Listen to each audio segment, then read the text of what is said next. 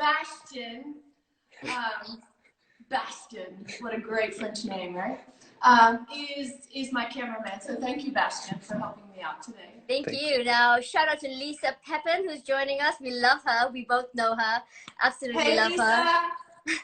Someone saying, bonjour from Texas. Well-traveled exam. Thanks for joining. There's a whole bunch of people. Maria. She's up early. It's 6 a.m. there. Oh, right. Wow. Another person from Beaumont. I'm sure you know them.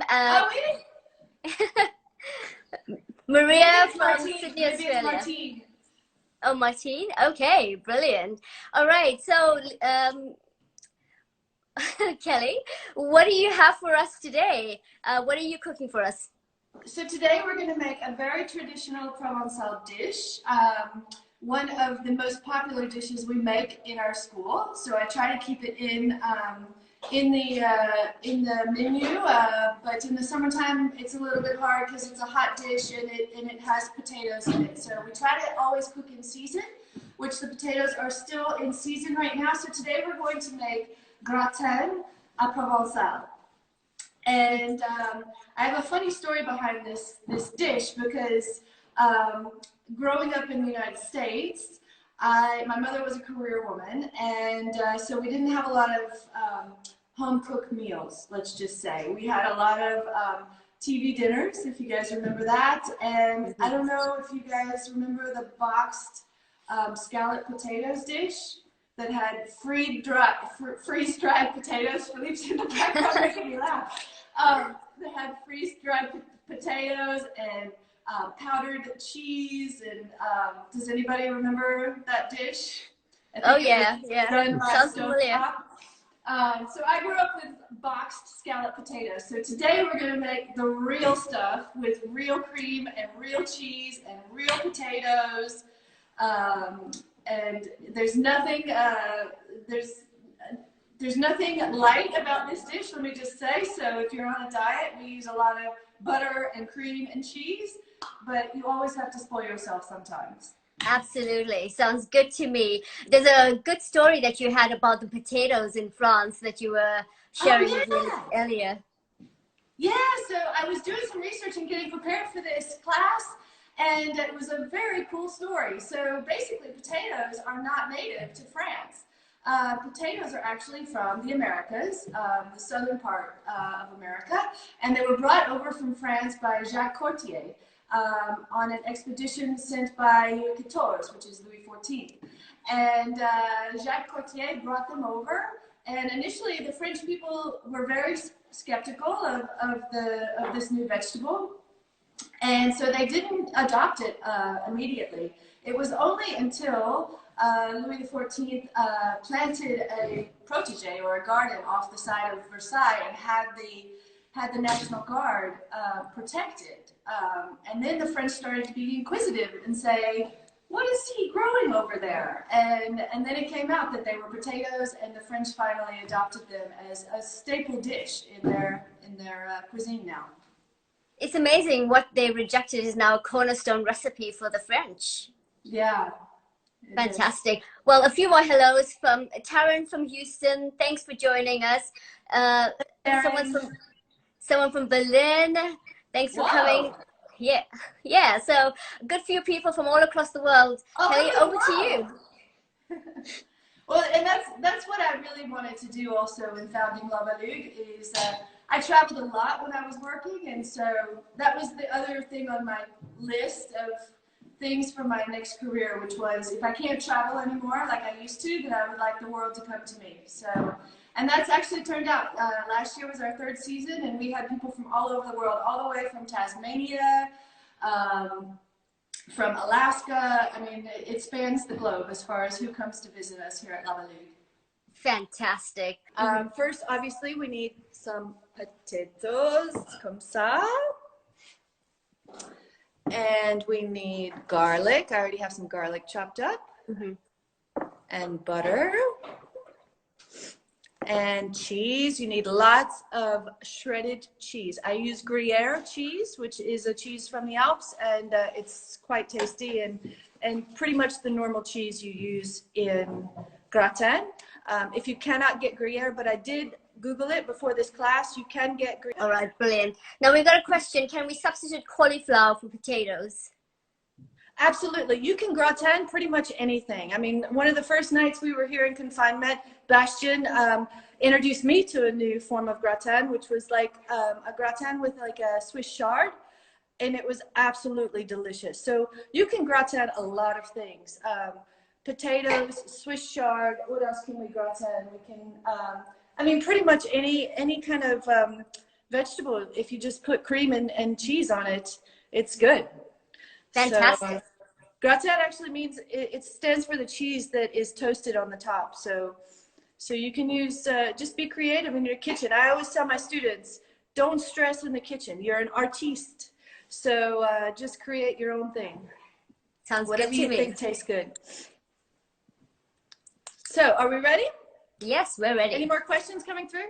No, I'll shout them out to you as you go on ahead. Okay. Sounds good. So first of all, we're going to take a nice potato, and we use these potatoes. I use kind of any potato I see that has a thin skin and is clean, not like a Idaho potato that's in the States, which is got a very thick skin. I would go with like a russet potato in the States. So this is what our potato looks like here in France. See, it's a nice yellow with a thin skin there, not a lot of eyes. And we're going to take our peeler and we're going to peel our potato first. One little kitchen tip is I always spend a lot of money on my peeler. It's nothing's more frustrating when you're trying to peel a potato and it's like, or any kind of vegetable for that matter. So this is a professional peeler. It's got two little indentions on the side where you can put your fingers, and you'll just hold your potato and you see a nice sharp peel. Gives you a quick cut. Okay. Shout out to Mike, who's just joined us as well. Tell us where you're from, Mike.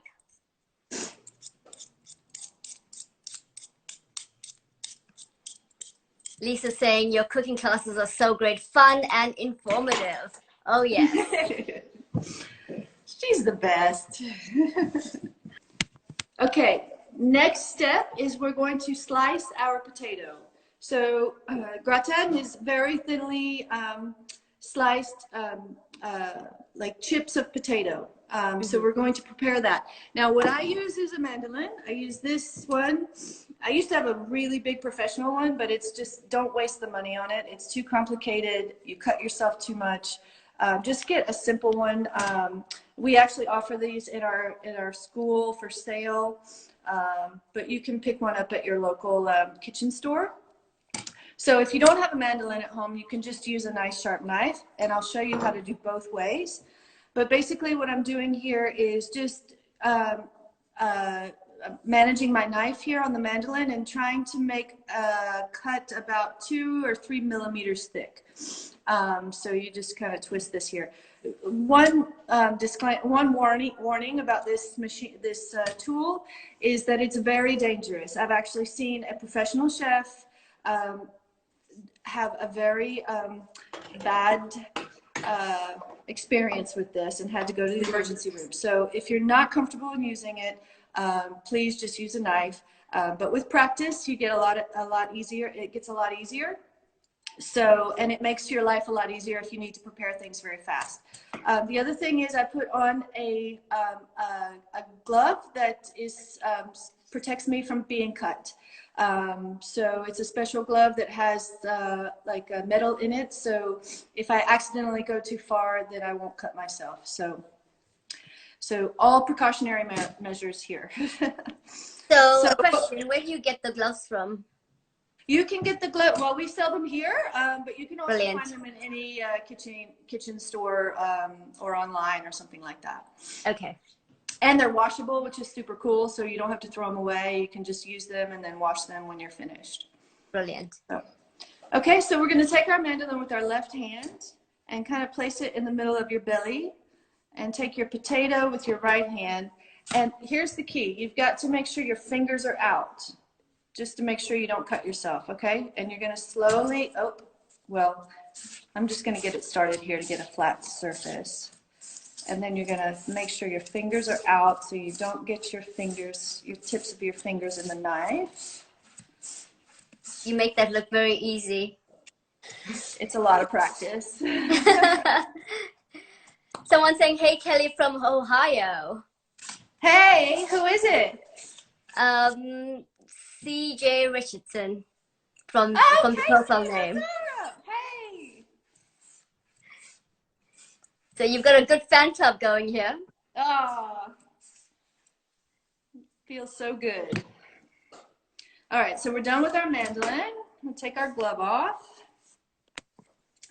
And we're going to take our little tin. So I like to make like a gastronomic version of gratin, which is individual portion for everyone. So I use these little stainless steel tins and make individual servings for everyone. But for the typical Provencal family, this is a family style dish, and they use a casserole, something like this. Okay. It's a terracotta casserole dish. So you can make it either way you want. Now, does the school sell those dishes as well?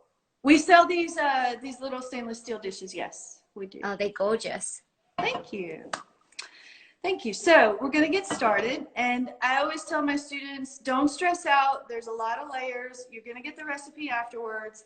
But everybody wants to be precise and everything. But just kind of go with the flow. You're an artist here. And when you get the recipe, it'll be super simple for you to follow. So in here, I've got heavy cream. In France, we are very lucky to have so many different choices in cream. Bridget and I actually spoke about this earlier. In the States, I think we don't have as many, at least, well, in the specialty stores, maybe you can get some different types of cream, but the best type of cream is just like a heavy cream. They offer it here whole or light. I've used both. I prefer the whole cream. So if you want to try to find these ingredients in your store in the States, just get a carton of heavy cream. Brilliant. So this is what we have here. I'm using, because this is what we had in the fridge, crème florette de Normandie. So I'm just using that. It's a so in quarantine, whatever we have as cream. Yeah, we got to use whatever we can get. Okay. In my little tin, I'm going to put a tapis de crème. So that means in French is a carpet of cream. We're going to pour this a light base. If you don't put this base in, then your potatoes will burn on the bottom, and then it's a pain to clean your dish afterwards, to be honest with you. So this is a little cleaning secret. Okay. All right, so we're going to do that, and then we're going to do a little shake of salt and pepper. So I have my little, this is super cool too, everybody loves this. So this was Philippe's grandmother's coffee grinder. Oh, wow. I've turned into a pepper grinder. Isn't that cool? You can get it at any brocante, which is like a flea market, or you can buy them new now. But I use it as a pepper grinder now, and we're going to put a little shake of pepper and a little pinch of salt, comme ça. And then we're going to layer our potatoes in. Layer our potatoes in, slightly overlapping, like halfway through the potato.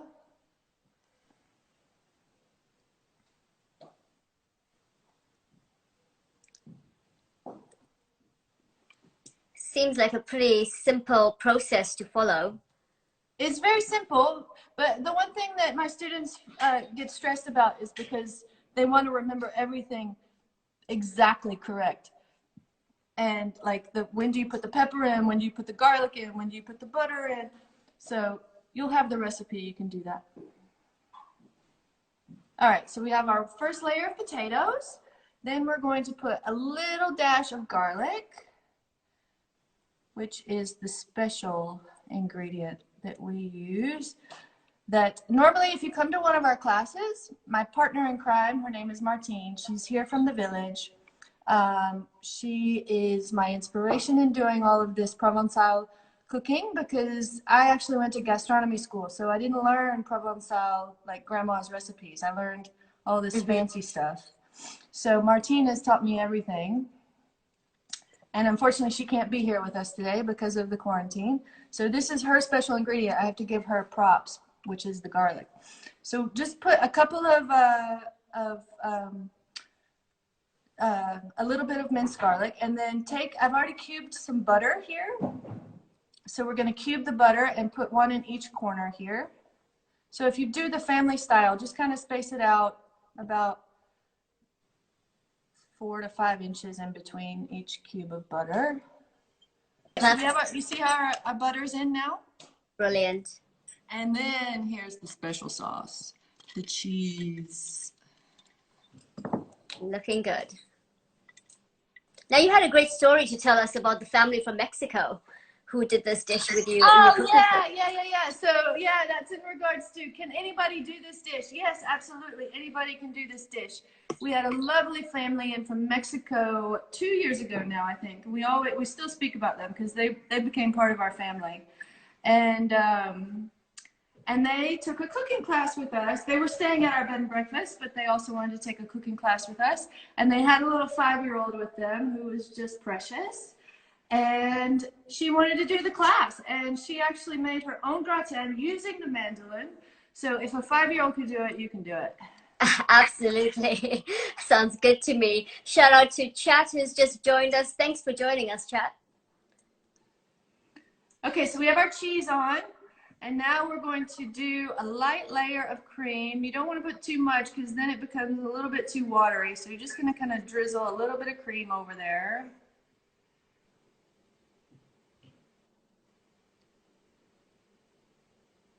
Like that. And then we're going to do another shake of salt and pepper.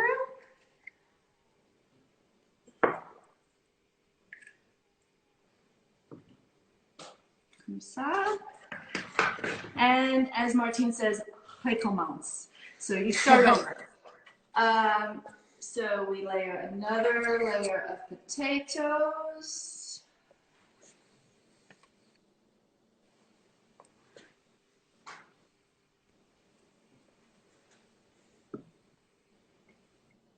And notice I'm doing 2, and I only use 1 potato. It's like a medium-sized potato. So you don't need a lot of potatoes to do this. Looking good. Looking like something we can definitely do during quarantine. Yeah, everybody probably has potatoes. Everybody has butter. Everybody has garlic, salt, pepper, cream. And cheese. And cheese. All right, so we have our second, so we're only doing 2 layers. So we have our second layer of potatoes down. We do a little bit more garlic. Not a lot, you don't want to overpower it, just like a little pinch. And your butter again.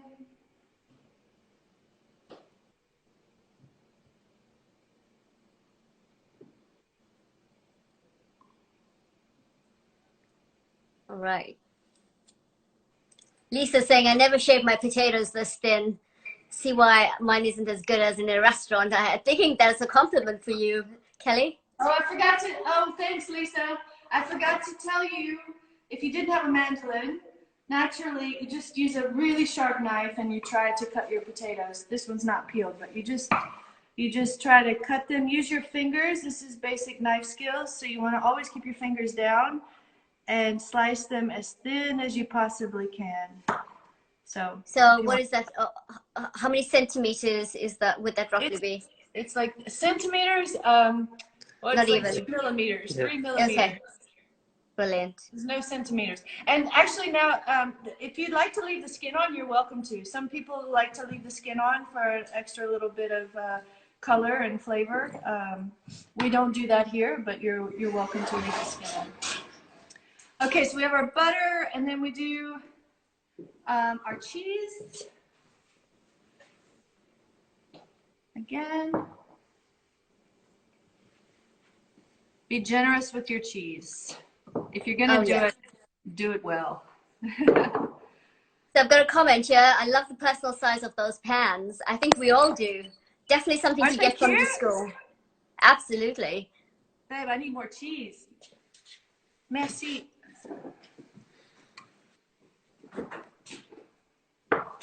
That Philippe to the rescue. He's my assistant. Sous chef.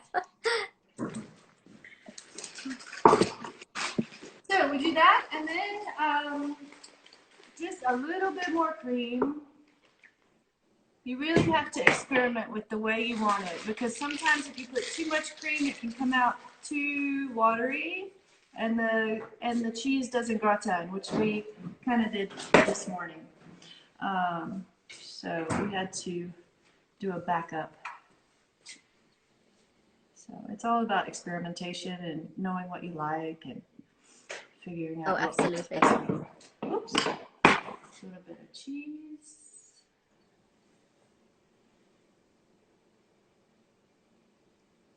And our cream. Voila.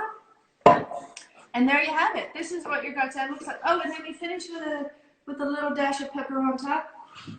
It's fun when I'm in class. Everybody, some classes are actually very competitive. Typically the Americans. And they You said it. One they made, because they want that one. They want to eat their own. So they use the pepper to like differentiate which one is whose, because the pepper always kind of stays on top.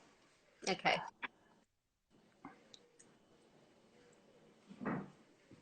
Voila! And now we put them in the oven. The oven has been preheated at 400 degrees Fahrenheit, 200 degrees Celsius. And we'll put them in there for about 20 minutes, keeping a close eye, because my oven runs quite hot. So you just have to keep a close eye and see when your cheese is gratined, which means it's browned on top, and then you're ready to go. So fantastic. We'll just pop these into the oven.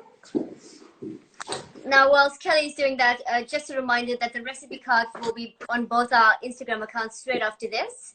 We've got one ready for you to go, and she'll have it, no doubt, on her newsletter that you can sign up for on her website. Now, some great news from you, Kelly. You've got some exciting news to share with us on a launch that's happening. Oh, she's busy on that side. We'll just wait for Kelly to come back this way. Okay, so yes, we are, as of today, we are launching a new website that is called www.cookinginprovence.com. On that, it's a website that is completely dedicated to our cooking school. We actually have an online store now where people can buy all of the nice things that they like when they're here in our classes, like aprons. We had a lot of requests, and I just wasn't prepared.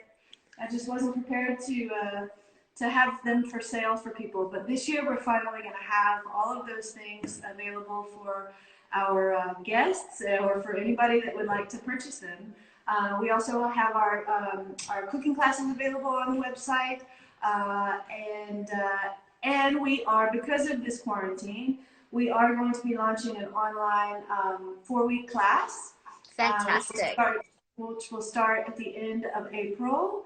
And we will, because it looks like we're going to be in quarantine all of May. So we're going to get our things together and start an online class for everybody. So if you would like to sign up for that or get more information about it, you can go to our website, which is cookinginprovence.com. We also have a second website for the bed and breakfast, which is belugue.com. But if you'd like to know only about the cooking things, sign up, join our mailing list, and I will send you all the info. Fantastic. Sounds good. And we've just put up that website as well on the chat for people to know.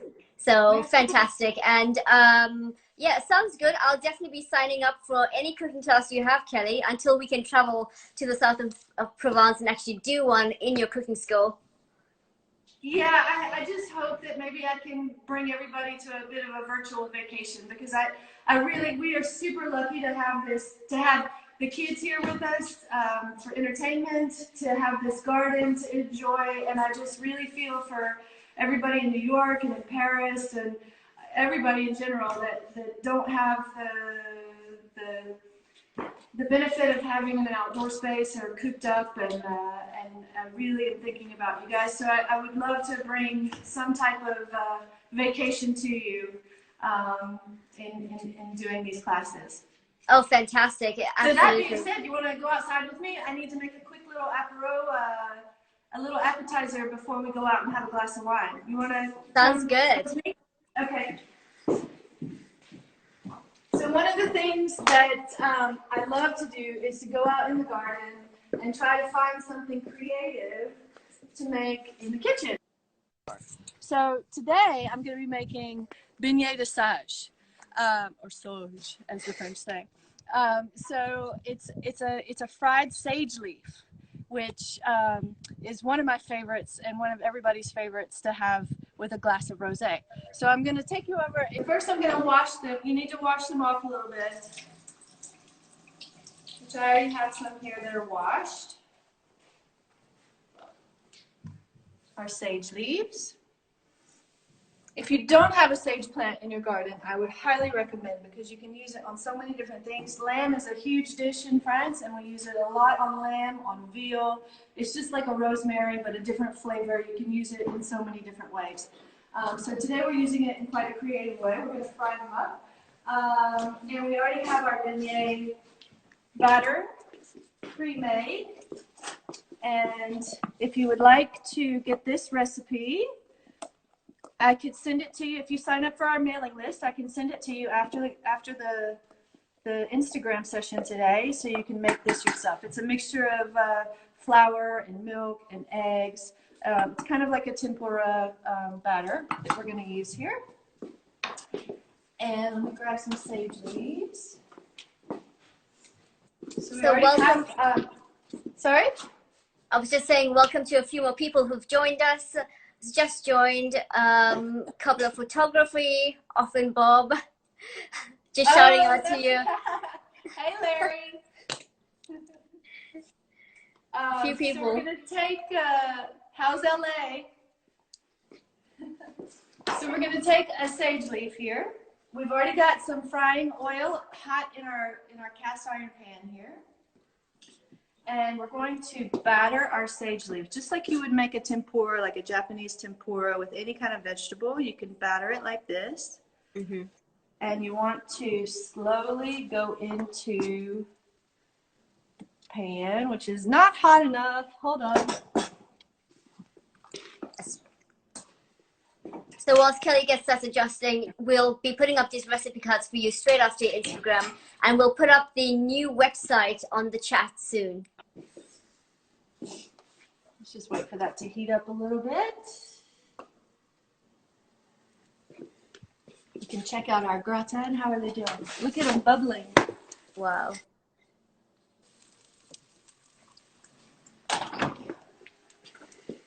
This is indeed an experience. It's a what? It's an experience. That's what we try to do. We give people authentic Provençal experiences. Absolutely. All right, we're going to try one more. Yeah, that's better.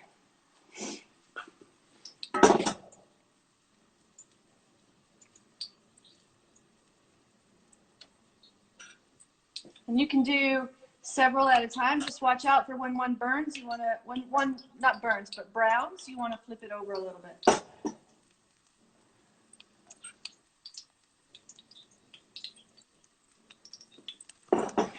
Okay. Shout out to a few more people who's joined. Thanks for joining us.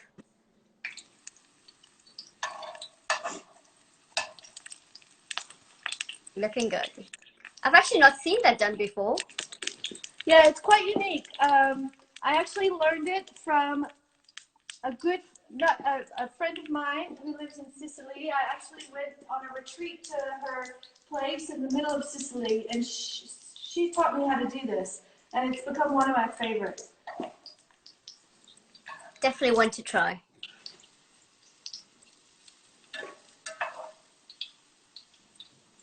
So when they're brown, lightly brown, you want to take them out onto a plate with a paper towel in there so you soak up all the oil.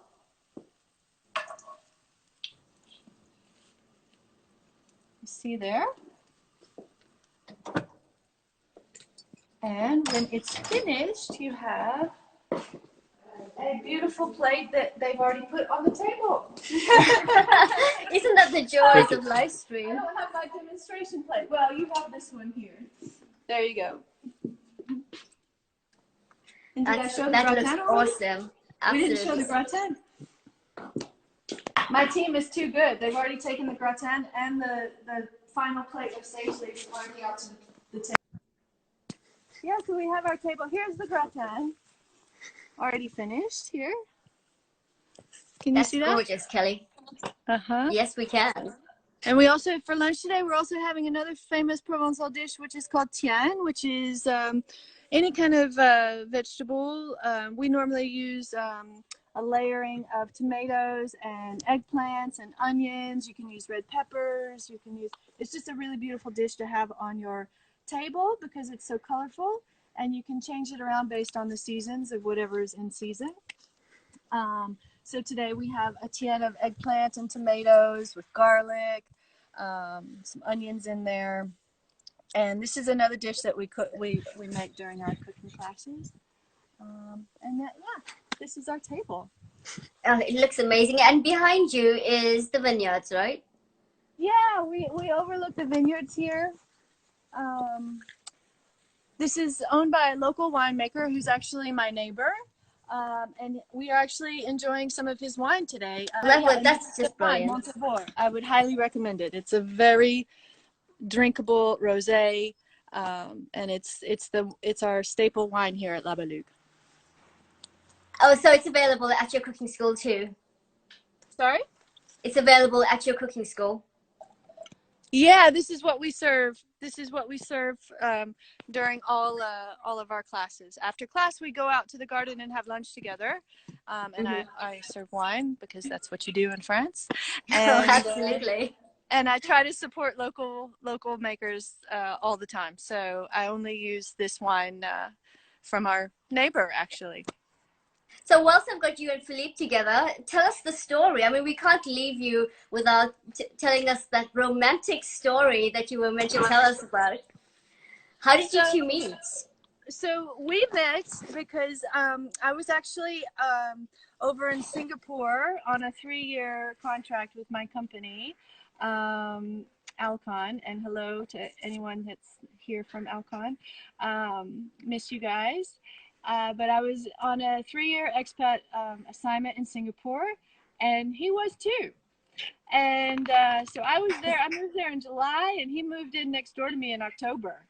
And one day I was outside on my deck, and he had moved in, and I'm like, "Hey neighbor, how you doing?" I was just excited to have a neighbor because I was there all by myself. And the rest is history. We had so much in common. We both love horses. And so we joined the Singapore Polo Club, and we learned how to play polo in Singapore. And so that was our sport together. And then our contracts were finished, and Philippe needed to come back to France. And so he asked me to come back to France with him. And I said, "Oh my God, I have to quit my career. What am I going to do?" There were no positions available with my company to move over here. Plus my French wasn't very good.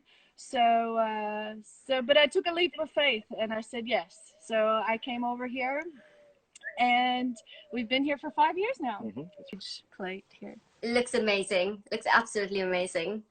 Yeah. Well, this was a fantastic experience. Thank you so much. Thank you. Thanks for having me. And I hope you guys had a little virtual vacation in Provence. And please come it was visit magnificent. us. This confinement is over. Please come visit. Oh yes, can't wait actually, and we hope to have you again on another live stream experience until all of this ends. Absolutely, I would welcome it. Fantastic. Thanks Kelly. See you. Thank you, Bridget. Thanks everyone. Thanks for joining. Bye. Bye-bye.